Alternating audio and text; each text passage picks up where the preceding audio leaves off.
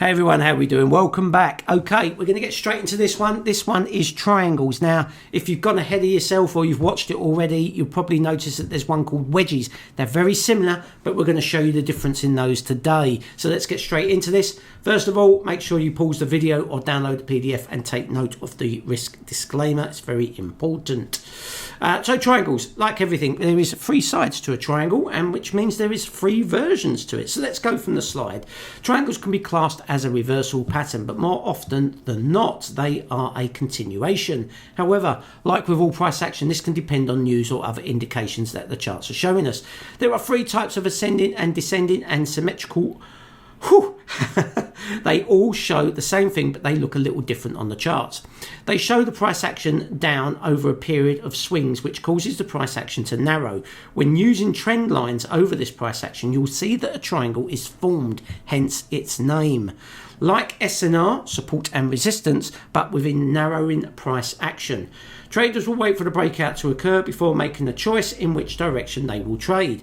Triangles can appear in up and down trends. So let's take a look at what they look like in general and then first break them down closer on the chart.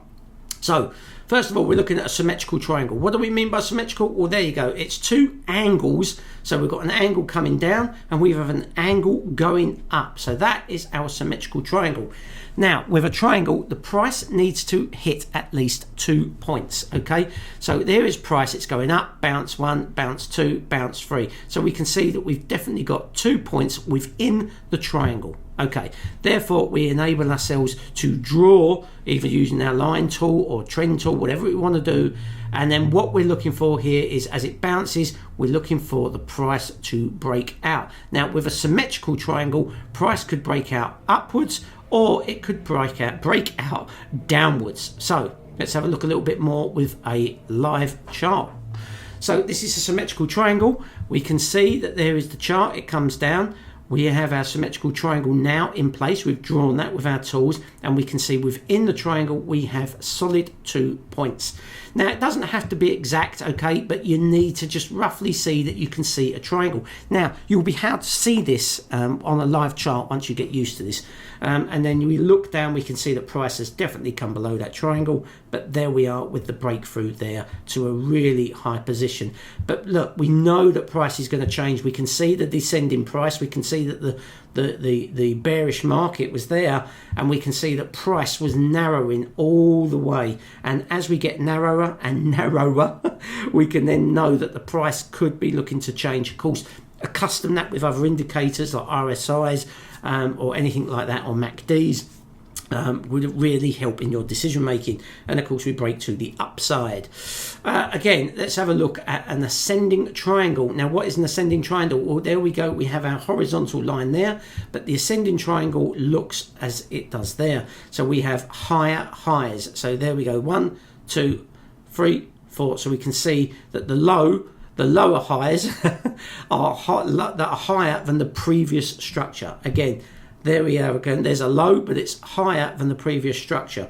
Now what we do as we come up, we're looking for it to either break out to the upside or break out to the downside. But we know as it gets narrower that we know price is about to change. Let's put that onto a live chart.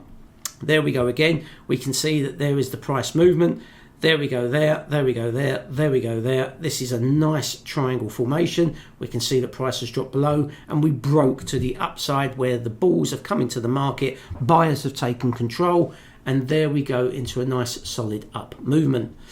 A descending triangle, of course, is the reverse of what we just spoke about there, and we can see that now we have our support line there and we have a line that comes down. So our highs are becoming higher lows.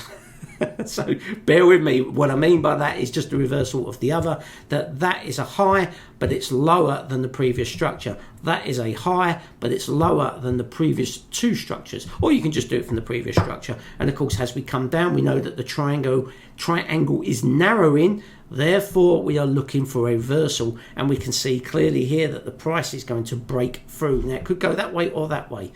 Now, here it is with the live chart in place. There it is, the descending triangle. Again, we're looking for our 2 points. Don't forget, we need our 2 points in the triangle to be able to get that we know that we have a triangle in place. And we can see the structure right here, load of candles and messing around here, and we can see that the bears have come in and sellers have taken control of the market, and there we go, the breakout occurs and off we go down to a downward market. So the triangle patterns. To ensure that price action touches the triangle at least twice, don't be precise about the triangle, as people will draw them differently each time. Wick to wick or open and close. It is an overall shape that we are looking for, so don't be too precise.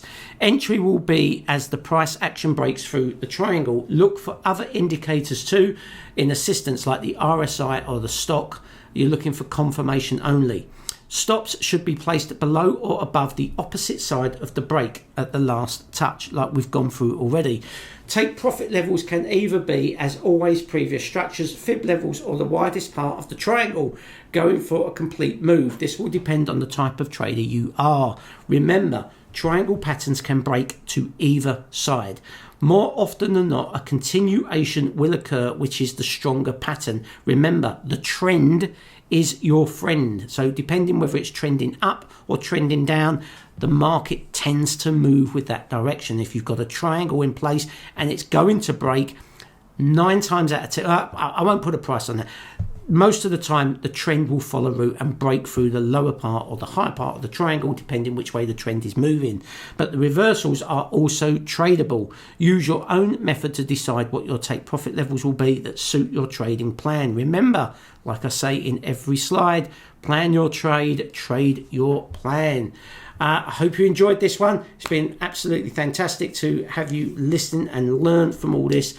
Triangles, it's a really good one to have.